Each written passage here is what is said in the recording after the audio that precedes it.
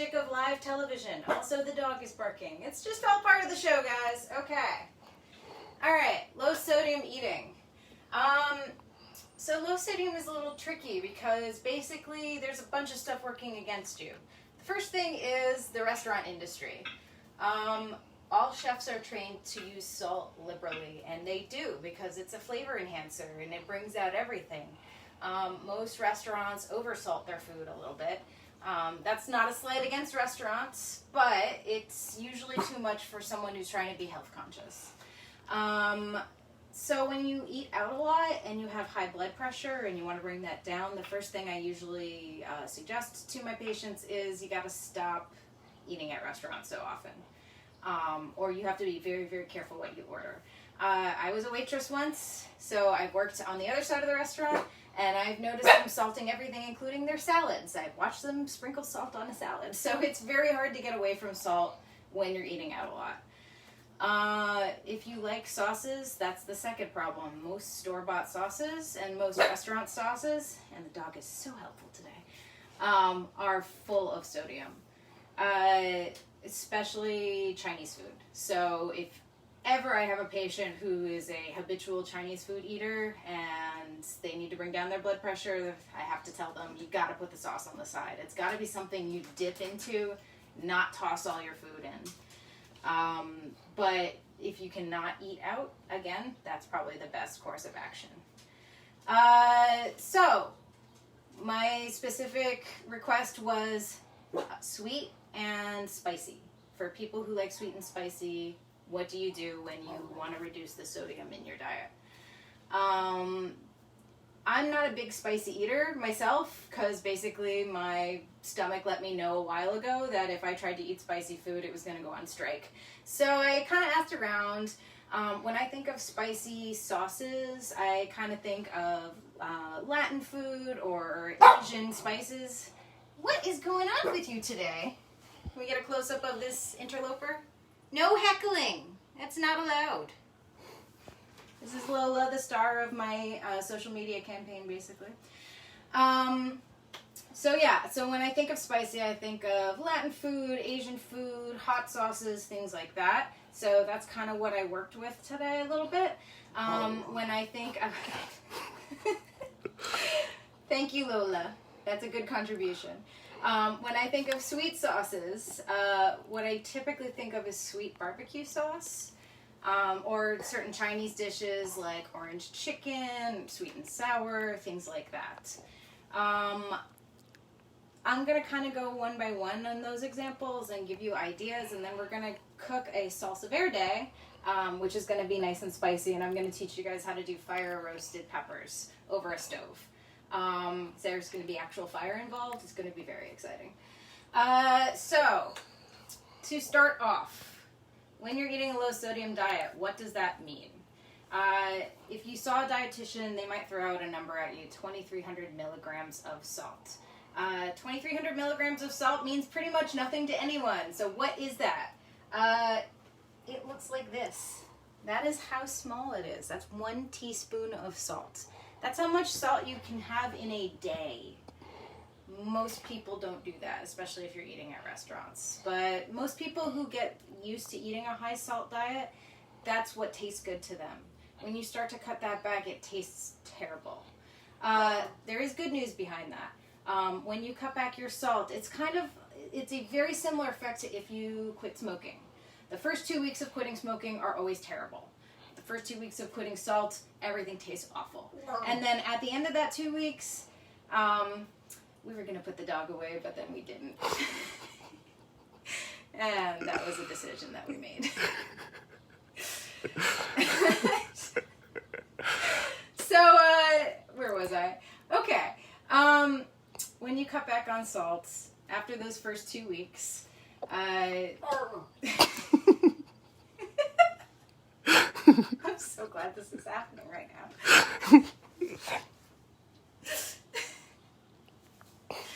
What? When you cut back on... Okay, we're starting again. When you cut back on the salt after the first 2 weeks, and after that, you push through, things taste bland, it's awful. At the end of those 2 weeks, it stops tasting bland. You start tasting other parts of the food. Your taste buds get a little bit stronger, and if you try to go back to the amount of salt you were eating before, it's going to taste way too salty. So the good news is, if you have to cut your salt back, it's not going to be miserable forever, I promise you. The other thing you can do is there are other things that enhance flavors. You just have to get a little more comfortable with using them in the kitchen. So to go in order, the best things for flavor enhancers, my favorite, citrus, lemons, limes, all sorts of good stuff like that. Acids in general bring out flavor. That's why vinegar is really, really good. Unfortunately, most vinegar has a bunch of salt in it, but lemons, limes, orange, grapefruit, all those do not have salt in them. You can liberally add that. So if you really liked orange chicken at a Chinese restaurant, for example, instead of doing a takeout order, you can do something like making an orange chicken at home with fresh orange juice that's squeezed out of it. Do not use juice from a carton. That's a lot of concentrated sugar. You just want to use a fresh squeezed orange. You can also do lemon chicken. That's one of my favorite at-home things. Very, very easy to do. You saute the chicken with a little bit of garlic. Garlic, we're going to get to, is another flavor enhancer. And squeeze the lemon on top. And really, that's all you have to do. There are a couple of things. You can make like a thicker sauce by adding a little bit of either flour or starch of some sort. Arrowroot powder is a nice gluten-free option if you want to thicken the sauce with that. You can then have that nice thick Chinese restaurant sauce with the lemon in it. Lemon's going to bring out all the flavor. And lemon's great for meat. It's also really, really good for vegetables. Pretty much you can put it on anything instead of salt, and it's a great flavor enhancer for that. Next, spices. So, doing sweet things without sugar is very, very, very difficult, but you can do a couple workarounds. The best one is add cinnamon to whatever you're eating. Cinnamon kind of tricks the brain a little bit by itself by seeming sweet when it actually isn't. So if you are used to eating a sweet sauce, then cinnamon is going to be your go-to. I'm going to talk a little bit about a nice adobo sauce that you can make that incorporates cinnamon. So that's kind of a sweet, peppery type sauce that kind of incorporates both heat and a little bit of sweetness in it. Also for sweet, apple cider vinegar. So this stuff is awesome. I always get Bragg's. It's pretty much the only one I see on the shelves usually. It's going to say with the mother on the bottom. That means that to make apple cider vinegar, they use kind of a culture, kind of like yogurt uses cultures, to ferment it. It's very good for the digestive tract for that reason. You're going to see people who swear by doing a shot of apple cider vinegar a day for their health. Some people might be interested in that because it can help a little bit with some probiotic action, but if that's not your thing, because it is a very strong flavor, you don't have to do that. I just like to cook with apple cider vinegar, so I always have it in my pantry basically to access when I'm cooking something. You can use this for any barbecue sauce. A lot of barbecue sauces are vinegar based. This one, if you look on the nutrition label, 0 sodium, 0 sugar. Still has a sweet flavor, another kind of brain trick.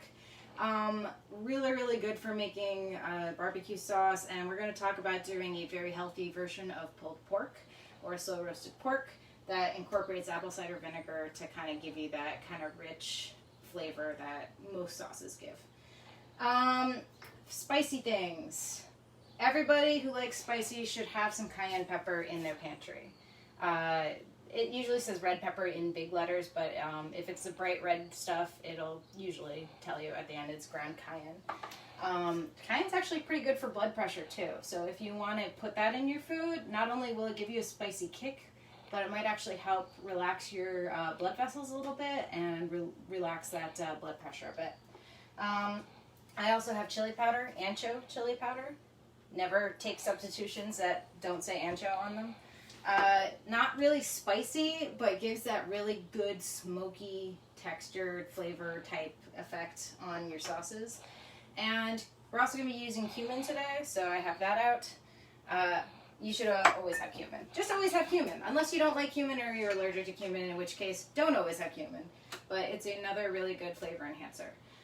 Having a good spice rack is pretty essential to making stuff that tastes good without having to rely so heavily on salt. But it doesn't mean that you have to like research and go out and buy stuff. I've usually accumulated all my spices because I find a recipe that looks good and then end up buying it, and then because these are so big, I have them forever.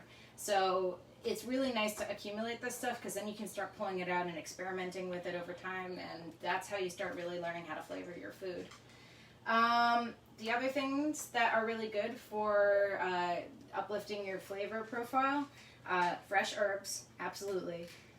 We're going to be cooking with some cilantro today, which I have soaking because it was getting a little wilty. If you remember from our first thing, if you soak fresh herbs in cold water and they were looking really sad and kind of wilted before, they'll perk up quite a bit.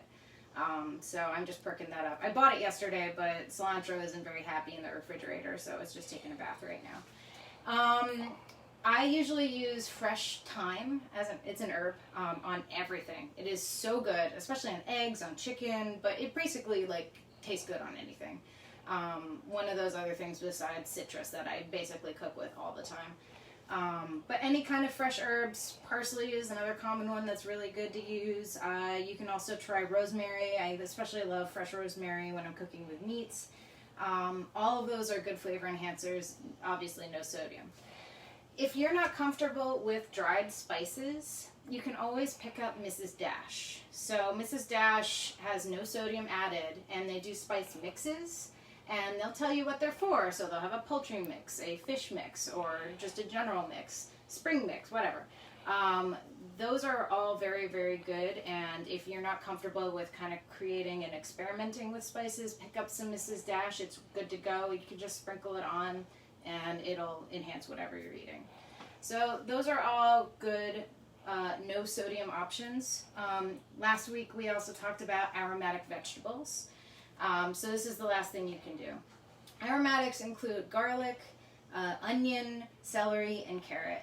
And a lot of recipes, especially soups, but other things as well, love to do like a fine chop on all those veggies, saute them in the pan to bring out a lot of scent, the aroma. And then they add whatever they're cooking to that. A lot of recipes are very comfortable with having garlic and onion added to them. So even if you don't like the other veggies, just get yourself a lot of garlic, a lot of onions, start chopping those up, adding them to whatever you're cooking. That's going to add flavor and make it more dynamic so that you have a more interesting thing to cook. Okay, so those are all your low sodium options. Now the question is, how do you apply them? What do you do? How do you mix them together? What are we going to do here? So I mentioned a couple things. One was if you're looking for a barbecue alternative, so pre-made barbecue sauce is usually out the window. It's full of sugar, it's full of salt, and if it's store-bought, you just have no control over how much is in there, and most people love to just comfortably slather their sauce on. You're not going to sit there and measure a little capful and put that's not fun, or it's not going to taste good. You're basically struggling with a limitation there. So just making it yourself is always the best option. You have the most control over it that way. So if you wanted to do, let's say, a pulled pork, you can slow roast it. It would take about 2 to 3 hours in the oven. You can also throw everything into a crock pot, and then you don't have to worry about it all day. Just turn it on high, and it'll take about 6 to 8 hours. The way you're going to season it, apple cider vinegar is a big part of that. You're going to pour that in with a mixture of low sodium chicken broth. That's your first thing. You're going to season the pork. It's going to be a bone-in pork shoulder, by the way. That's usually the cut you want to use for a pulled pork. You're going to season it with cumin, which I just talked about, and black pepper, which black pepper is always fine. You don't have to worry about sodium with that, obviously. And what you're going to do is you're going to take a pinch. Now, out of this, if I just take a pinch, it's not very much.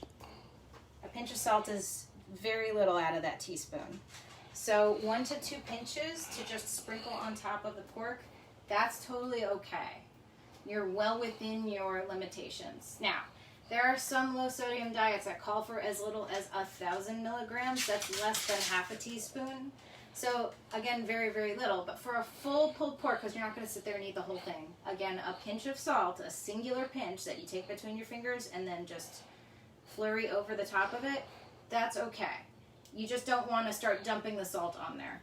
I know that a piece of meat is usually expected to be well seasoned, so you're gonna have to kind of split the difference here, get used to eating less salt, but you can add a little bit just for a little bit of flavor enhancement.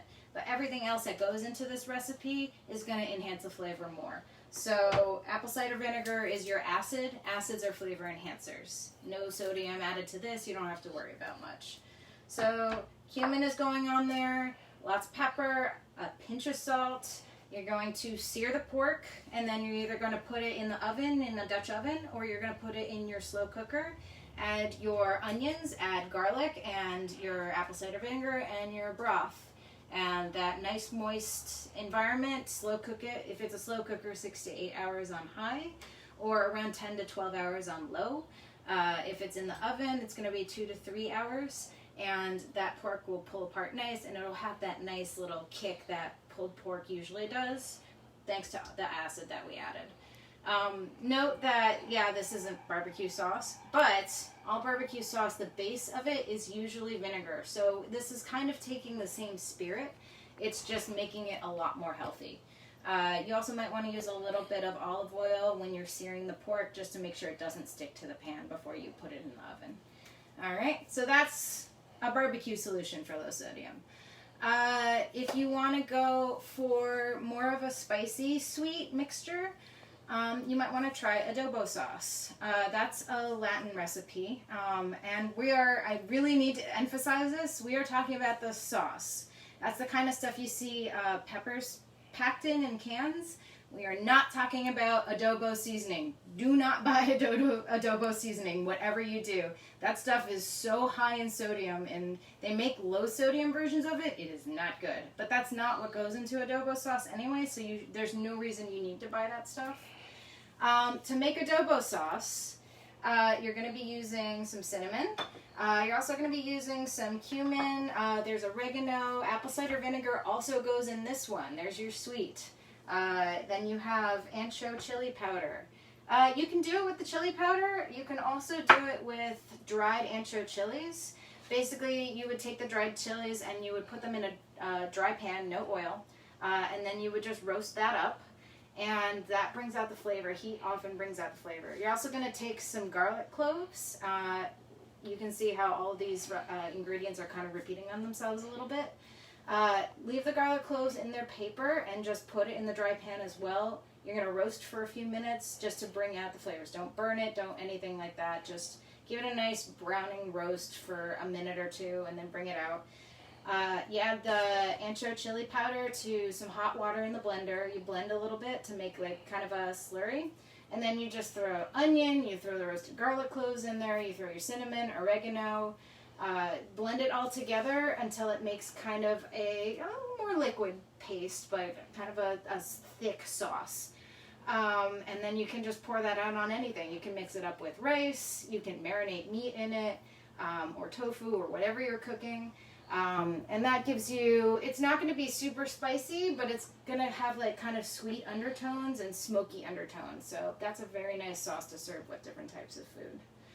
And that brings me to the third sauce that we're going to talk about today, salsa verde. So this is for the spice lovers.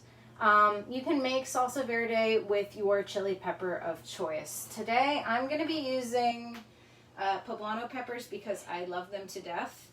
They're not spicy though. They're very, very smoky. And then we're going to be using jalapenos as well. But instead of jalapenos, you can use serrano, which are spicy, habanero, which are spicier, or pretty much any fresh pepper that you're a fan of. I'm going to teach you the general method, and you can apply it to literally anything. Cooking with hot peppers, once you kind of master that, you can make anything as spicy as you want and be very happy about it, and you don't have to worry about sodium at all. Because all of that good, delicious heat and smokiness is going to be coming from fresh produce. It's not going to be coming from any other thing that's high in sodium. Before we start cooking, there are two other things you can do for spicy. One is Tabasco is actually pretty safe. It's got about 35 milligrams of sodium. Not bad at all. It has to be plain Tabasco though. If you get like a habanero or a chipotle Tabasco, those then flip up into 100 and something milligrams. You don't want to add that much salt because you have only so much allowance in a day. Let's try not to use it all up when you're saucing something. So plain Tabasco sauce is totally fine. It has a tiny bit of sugar in it, not too much. If you are avoiding all sugar altogether, you may not want to use that. If you don't want to use that, there is a brand that I found called Brother Brew Brew. He does stuff that he calls African sauces, African hot sauces. And he made them totally sodium-free and totally sugar-free and totally gluten-free. He basically saw a niche where A, he could introduce African hot pepper sauces, and B, help people in his community that might be suffering from diabetes or might be suffering from high blood pressure or heart disease, things like that. I took a look on his website, and you can order off the website. That's probably the easiest way. You can order for delivery. You can also pick his sauce up in certain specialty stores, but they are few and far between, even in New York City here. There's a couple in New Jersey, but I only saw 3 pop up. So you might just want to order, but it's called Brother Brew Brew, and that you can just liberally apply to anything. If you don't feel like doing any of this cooking, that is another alternative that you can just have at home. All right, so let's get to the recipe. I'm going to clear some of this away because we're not using all of it. All right, so we're using a little bit of the cumin. Okay, so salsa verde. So I took a trip last December, which seems like forever ago, to England, and I hung out with some chefs there who were really, really awesome.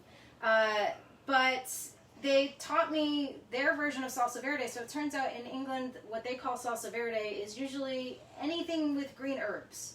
That I would call a pea stew, but they call the salsa verde. So I just want to make sure that we understand we're making a salsa verde today that's based on Latin cuisine, which is going to have green tomatillos and green chilies added to it. What's a tomatillo? So they basically look like a green tomato. The one exception is they're usually covered in a paper husk that usually wraps around it like this. Take the husk off, and that's your tomatillo. These you don't want to eat raw. They need a little bit of cooking before they can be dealt with because, like some strange vegetables, there's like a weird bit of toxin in it that you have to get out by cooking it. Same thing with potatoes. You don't want to eat potatoes raw. So it's the same deal. And I only say that to say do not take your tomatillo and just throw it in the food processor. It's not going to be that great.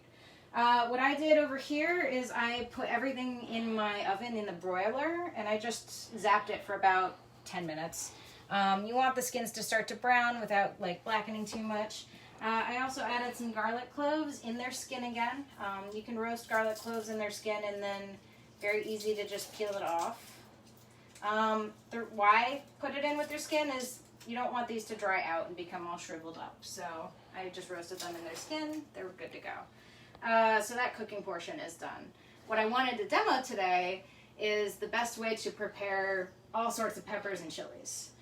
We're going to fire roast these. And the reason that I do it this way is the outside of chili peppers are pretty bitter, the skin.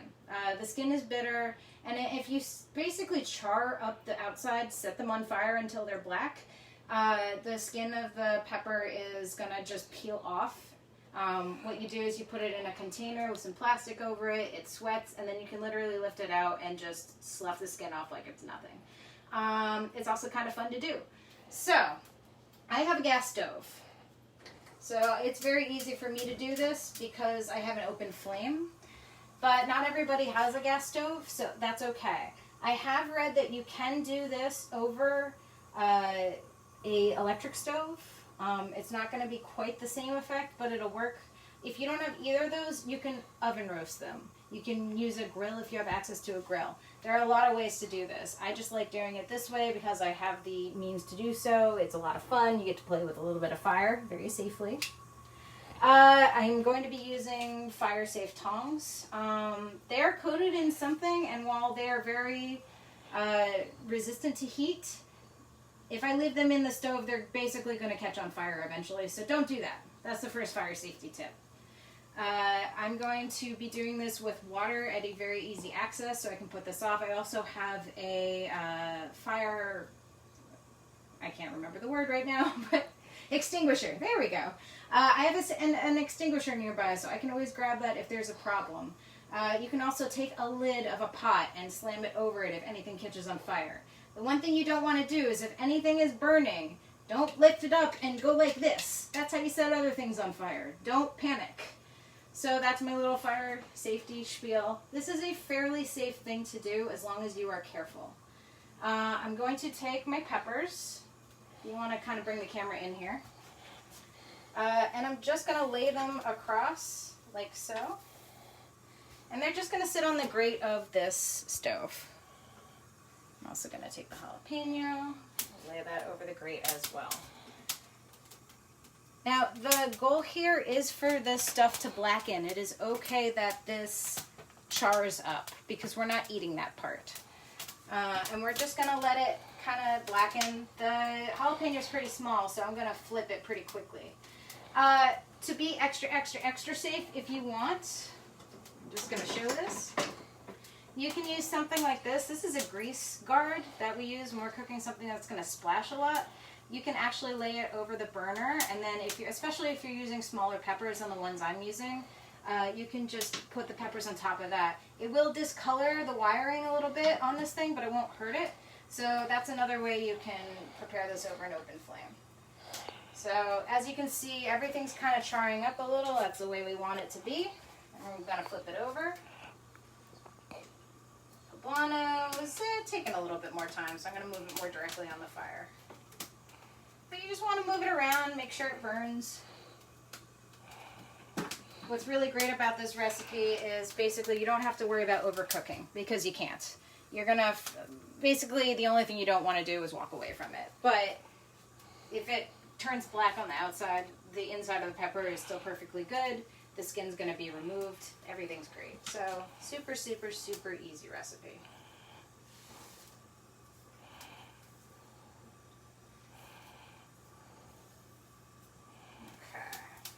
So while these guys are charring, I'm actually going to throw all my tomatillos and the garlic into the food processor. Now, if you don't have a food processor, but you have a blender, that is okay. You can absolutely use a blender to do this. If you don't have either of those things, you can actually chop everything up by hand and just have a very chunky salsa, basically. That's absolutely acceptable as well. So all my tomatillos, all the nice garlic are going in there. Alright, recipe also calls for onions, so I have a little bit of onion sitting in my fridge. In fact, it's the perfect amount of onion. I'm just going to peel the skin off. I'm going to cut the roots off as well because we don't want to eat the roots.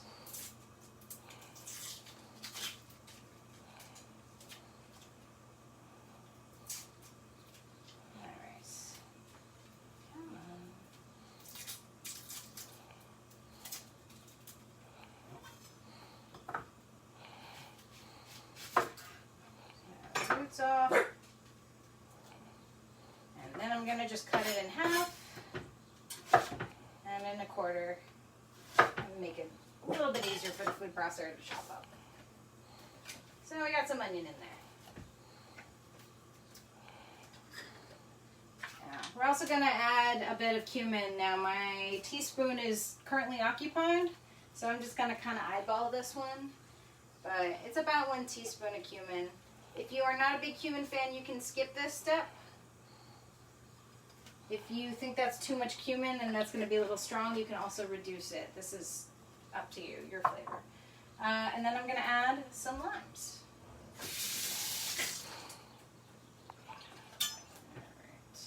Alright. Let's go check on how the peppers are doing. Alright, so this is kind of the stubborn side and it's hard to get at, so I'm going to try and move it into the fire, but if not, I might just hold it over the stove in a strategic spot. Yeah, because it's kind of turning away. I'm just going to do that. But my jalapeno looks like it's finishing up, so I'm actually going to prep that to be resting. So any bowl, take some plastic wrap, put it over the top, just drop it in there. And then it doesn't have to rest too long. I would say put it in there for about 5 minutes. Alright, so I just gotta finish up with that. So my peppers are resting. And I actually prepped some peppers a little bit earlier ago just so you can see the final product right away. I love my TV magic here. Okay, so here is my finished charred, it's got some water, that's what happens when you roast peppers. Charred poblano pepper, and I've got 2 jalapenos in here. So here's the skin. This has been sweating for a little bit. It just peels right off, just like that. That's how easy it is. That's how you peel a pepper. You cook it up and then the skin comes right off very, very easily. You can also do this with sweet peppers. This is how you make roasted Italian peppers. I usually use red peppers to do that, but same exact method. Gets rid of the bitter skin. And for all peppers, regardless of how spicy it is, it also enhances the sweetness. For poblano peppers, which I absolutely love, it makes everything very smoky. So it's just an all-around really good way to cook your peppers. Okay. So I'm just dropping all that skin back into the bowl.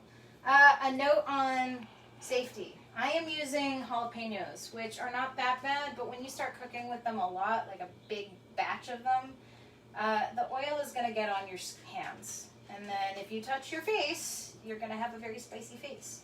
If you are using spicier peppers, it's going to be even worse, and it doesn't matter how many you handle. The outside of a pepper is not the thing you have to worry about. It's the inside, and particularly the seeds. That's where all the oil is. So right now I'm not too worried about touching the outside of this jalapeno.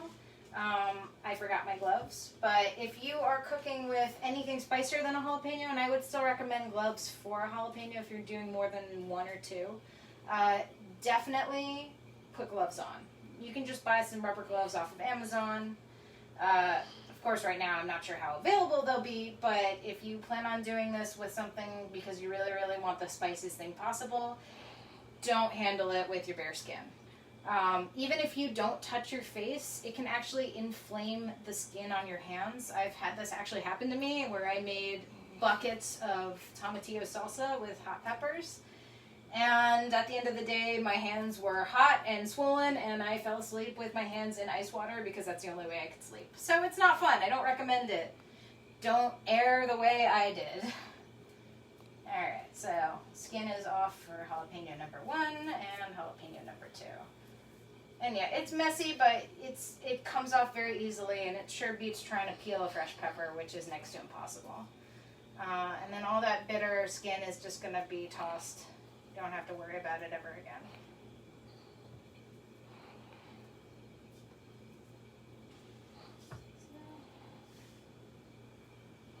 Just taking that off.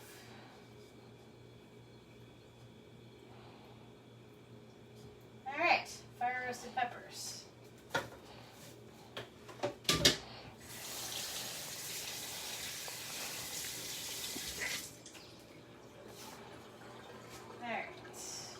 Easiest way to cut into a jalapeno, and you can do this for cooking with fresh one, roasted one, whatever. So you can hold it by the stem with one hand, and you just kind of cut the sides off. Now, the seeds are going to be a little bit loose in here because this is partially cooked. But what you can do is literally cut 4 sides off and then leave the spiciest and oiliest part untouched. So I'm just removing all the sides here. And then you're left with this little core. I don't want a lot of spice, so I'm just going to toss that to the side. The rest of this, I'm going to touch it as the least bit as possible. I'm just going to shovel in there. A note on heat as well. If you want a little more heat, add some of the seeds. They'll be a little bit bitter, but they're also going to add some of the spice because a lot of the hot, spicy oil is attached with the seeds. So the more seeds you add, the spicier it's going to be. And I don't want to kill myself with spice because, again, not my thing, but you do you guys. I'm only going to add one of these jalapenos, so I will leave this fire roasted one for some other time. I'm going to cut open my poblano. Poblano is, again, not a very spicy pepper at all, so I don't have to worry about touching the seeds here. You can just kind of go to town.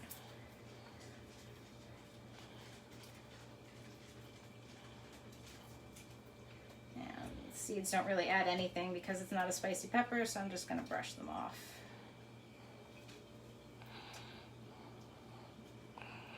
Again, no fancy knife tricks for this one. I'm just going to pull it apart, place it in my food processor. Brush all the seeds off again.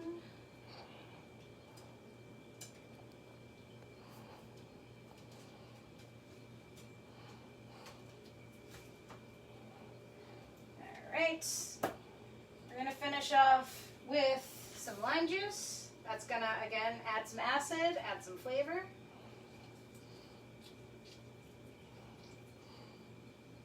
Got a little pepper seed along for the ride.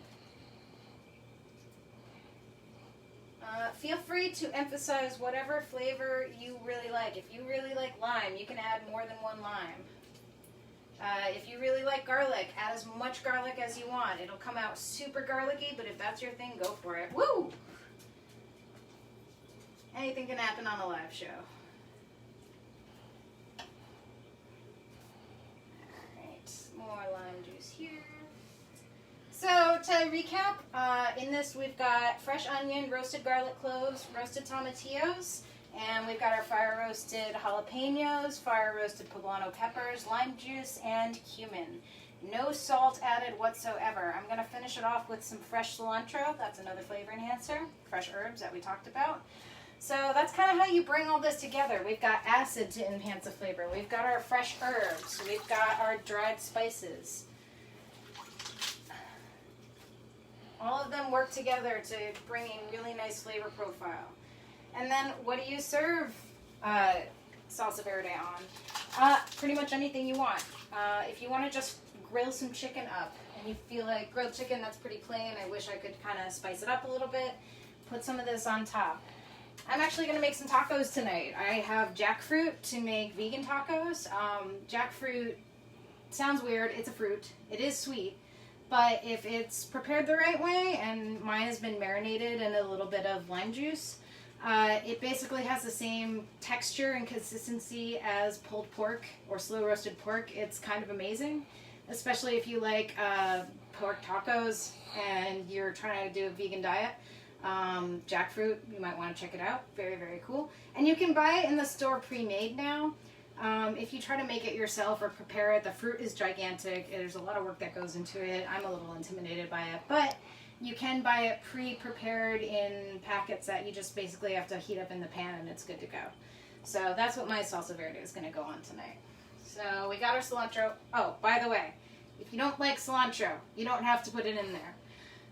A large portion of the population is born with a gene that makes this stuff taste like soap, and I get that. I don't have that gene. I'm very lucky. I'm going to put as much cilantro in there as I want because I love it. But again, all this is optional. Add the flavors that you want to have in these things. If you want to add habanero peppers to this, go for it. Just do the exact same thing I did, but with those peppers.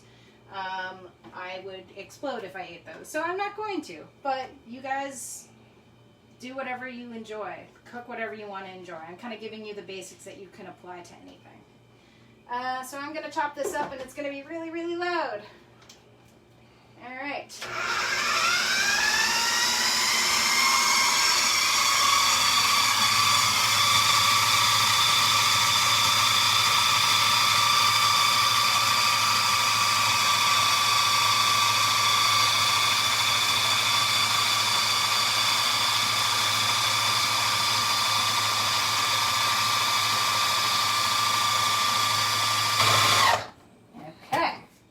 And that's it. We made it. We did it, everybody. So, yeah, this is your salsa verde. Put it on whatever you want to put it on. It's going to be really, really, really good. The last thing you do when you cook is you just take a taste. All right. That's spicy enough for me. adjustment. I'm going to add a little more lime juice. If something still tastes bland to you, you can always adjust. That's why you taste it before you finish. So this needs a little more acid for me. Totally allowed. You're just going to adjust. And then when it tastes right to you, then you're done. But I won't make you watch the rest of it because I'm going to just finish it off for myself. So that's my Cooking 101 today. We went over a lot of stuff. If you guys have questions, I'll be around in the comments to answer them after we're done here. But thank you so much for tuning in. I hope this was helpful for you.